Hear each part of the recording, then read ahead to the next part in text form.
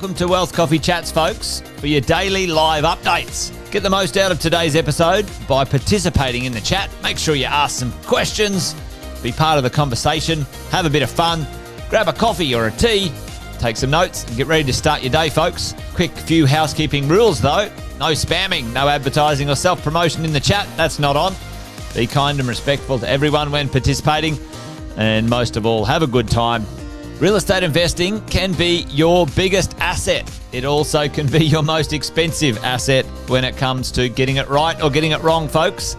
It can be time-consuming, stressful, and that's why here at Positive, we have what's called a 6-star team, a full-service team that provides integrated wealth and property investing solutions and services simply designed to help you progress towards your goal of passive income through your property portfolio, folks. Make sure you check out our other podcasts on the Positive Mentor Network. Not only is there Wealth Coffee Chats, there's the Urban Property Investor. Drops every Wednesday with straight talking investing strategies and lessons with Sam Saggers. Property Investor Tales. This is where our clients, you guys, share real life stories from property investing, hosted by some of our advisors and strategists. And that's done every fortnight, dropping every Monday. Wealth, Wine and Wisdom, folks, that debriefs the week that was in the world of finance and property, hosted by yours truly, Jason Witten and Andy Fenton on Fridays. Welcome to another Wealth Coffee Chats. Marvellous Monday. Hope you're well, folks, wherever you are. If you think it's Get Rich Quick, you're in the wrong place. This is the wrong podcast. This is the wrong live for you. Welcome to another Wealth Coffee Chat. Hope you're all awesome and well. Good morning, everybody. Today's Wealth Coffee Chat comes from a slightly different location. I'm back in Melbourne with the Exit Plan event that's going over this weekend. As always, I love to start with a finance joke, a bit of joy to start the day. So today's joke is, why did the mortgage lender go out of business? It was due to lack of interest. So some exciting news this week. The RBA did meet on Tuesday, and they, to no surprise, they left the interest rates on hold again. Some good news out of that is that inflation has come down to 2.8% for the quarter. So it's now starting to creep into within the range of the RBA. The great thing about the information that's come out of the meeting was that the RBA are currently in a neutral stance, meaning that in the past meetings, they've come out with some suggestion that potentially an interest rate increase could have happened as the inflation rate was still too high. But that obviously has come down, not enough for them to move towards dropping interest rates in the near future, and there will unlikely be an interest rate drop over the Christmas period. So we're actually looking at potentially the first interest rate drops coming in February 2025.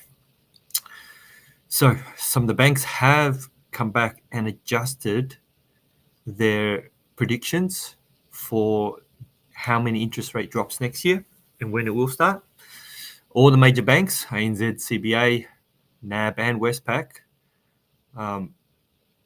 agree that they think the first interest rate cuts will come in February. And the interest rates drops will vary between 3 interest rate cuts to 5 interest rate cuts. So anywhere between 0.75% and 1.25%. So that's obviously some great news on the interest rate front coming next year. The other thing that lenders or banks have been talking about, especially with APRA, is the interest rate buffers. Now, APRA have imposed a guideline. So APRA has imposed a mandate on all new loans with an interest rate buffer of 3%, meaning that even though you're looking at a loan of a loan with an interest rate of say 6%, the loan is actually assessed on an interest rate of 3%. Now that is quite a big buffer, which means that that dramatically affects how much you can actually borrow. So the banks are going back and the conversations are obviously around first home buyers at this time, and seeing if there is some flexibility in there for first home buyers. Lenders have been able to talk to APRA in regards to refinancing and using a lower buffer. They've been able to use a 1% buffer for refinances, hence the process to refinance a home loan has become a lot easier, even though HEMS has increased. So that most likely would have offset the interest rate buffer that APRA were getting the lenders to implement. What I will say is that if you are having thoughts in regards to any of in regards to rates on any of your loans at the moment, reach out to your lender and your broker and have a conversation.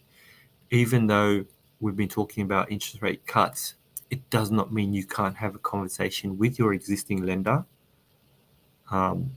If you've had one in the past 6 months, they may not move.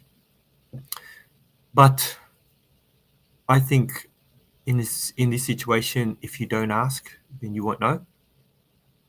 And the worst answer that you could get is a no, which means you're exactly where you are. But it would also be interesting to see where you sit in regards to all the other lenders out there in the marketplace. So definitely have a conversation with your lender and your broker. Now, we also saw Victoria provide some temporary stamp duty concessions for new property. And it would be interesting to see if the other states will offer something similar in 2025. Stamp duty has been, there has been a lot of talk around stamp duties and its effectiveness and it creating hurdles in regards to refinancing or having clients be able to move their properties between entities. So let's see what 2025 will offer in regards to the stamp duty concession. The last thing I actually wanted to have a chat about, and we were talking about this on mentoring on Monday night, is that the tax office is becoming more tech savvy and they're gathering a lot more information from a lot of different areas. And there may be a time in the near future where the tax returns no longer need to be lodged and the assessments are all completed digitally, which means that the ATO will gather all the information it needs from your bank statements, from your accountants, have that information live and assessed. So it had me thinking whether the banks would go down that particular path. And if it does, what is the actual impact? Now, one of the hurdles that we have to overcome as a broker is that we are required, especially for residential loans, we are required to review your living expenses, meaning we have to go through. Now, we've got apps that will be able to assess that, but there are a lot of discretionary expenses that can be removed in order to provide a more complete assessment of your current situation. Now, if that isn't a conversation that you can have between yourself and your broker, and it is handed back to the lender, and it's up to their discretion on what they'll use and what they won't use. That means there is no longer a situation where you're able just to go look for a property and then go to your broker and say, I need to, can you help me organize the finance for this property? You will actually need to look at being able to review your living expenses, understand where it's at, and if it's at a level where you're comfortable enough to proceed with an application with the banks. This means that a lot more preparation work needs to be done. And I think for me, the feeling is that lending will become more of a strategy type of meeting, especially when you first sit down with your finance broker, than it will be in terms of just getting the transaction done. If we have to prepare for living expenses and we have to do that 3 months in advance, you do want to work with somebody who's going to be able to give you the feedback that you need to make the adjustments so that you can put yourself in the best position. But you can imagine restricting your spending for 3 months and then going for pre-approval and then having to continue that restricted spending up until the loan gets approved. Now, we know that there are a lot of mortgage holders out there who will make the adjustments on their loan repayments based on their living situations. What that means is that if required, there are discretionary expenses that will be reduced so that mortgage holders can meet their repayments. Now, I've read some news articles where, there were people saying that families were missing meals in order to ensure that their mortgage repayments are met. And I can understand that there are many Australians who are probably in that situation at the moment. If that's the case, what I would say is reach out to your broker or your lender and have a chat with them, because if you're missing meals, then you're definitely in a situation where somebody needs to reassess your loan and give you some relief in regards to that. But going back to the point I was originally trying to make is that the banks now want to be able to see that you can restrict your spending, as opposed to understanding that when you review people's living expenses, there are discretionary expenses that are currently being used at the moment, and giving the clients the benefit of the doubt that they will be able to sacrifice that spending in order to make mortgage repayments, even as interest rates are increasing. How do you play with buffers, and how do you play with living expense adjustments now that the prediction is interest rates are going to come down?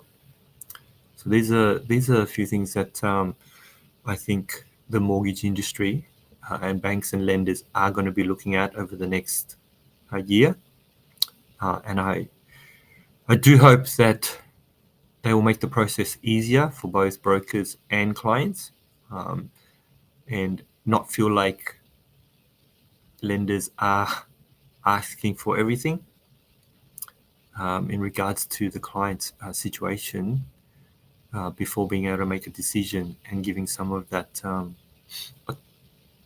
decision making back to the clients to give them the responsibility of ensuring that the loan repayments are being made and met on time, and that they'll reach out when they're in financial trouble. So that's our Worth Coffee chat for this morning, coming from a somewhat sunny Melbourne day. I wish everybody a wonderful Friday, an amazing weekend, and I will catch up. Well, I'll catch up with you guys all next week. Tim, who's taking so long to make decisions?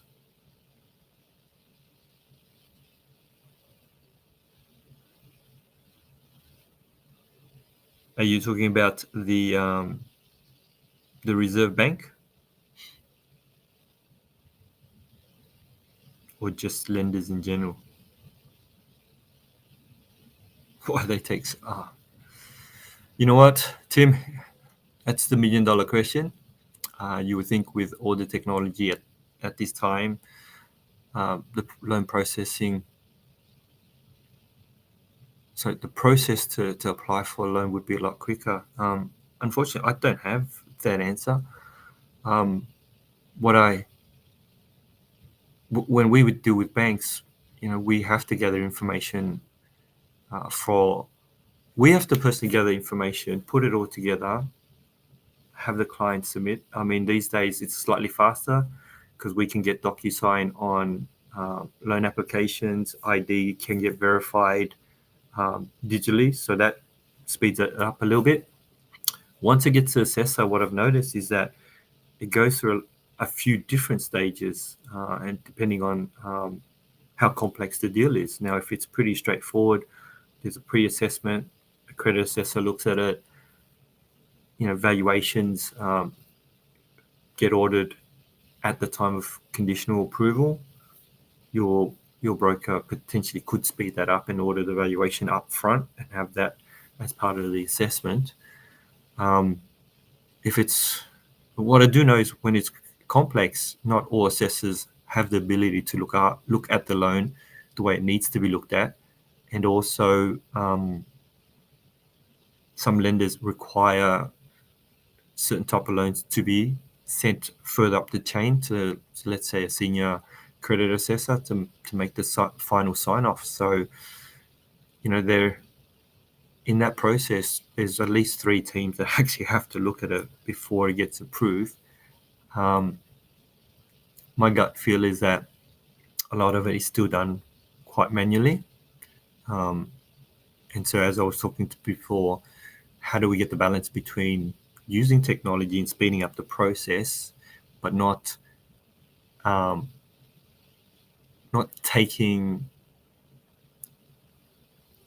assessing, I suppose, not using your guideline to assess clients' living situations or their living expenses, which in some regards I feel that HEMS does that. HEMS kind of says that if you have X amount of people in your family and you're earning X amount of income, then this is how much your living expenses should be. And I know many clients who live below HEMS, and I have to explain that to the banks about why that's possible. These are the clients who have paid off their home loan in 5 to 7 years. They're starting their investment journey, and it's almost like getting penalized because you're efficient with your money. And it varies from banks to banks. The other thing I will say, Tim, is that sometimes banks have specials when it comes to home loans and interest rates, products and interest rates. And what happens there is that everybody in the mortgage industry sends their loan applications to that lender, and they just don't have the capacity. I've worked with lenders where they've been upfront and said, for our self-employed clients, it is going to take 4 weeks to pick up the application, to even look at it. And that, I suppose, in this day and age, with everything that we have at our disposal, it boggles my mind why a lender can take up to a month to pick up a file. We're not talking about assessing it, just to receive it in their queue. to be able to move it along in that process. So yeah, I do think there's probably a lot of factors that do play a part in regards to why banks are taking a lot longer to approve loans. Thanks for your question, Tim. Enjoy the rest of your day and your weekend, mate. Everybody else, I will look forward to catching up with you next week. Have a great day.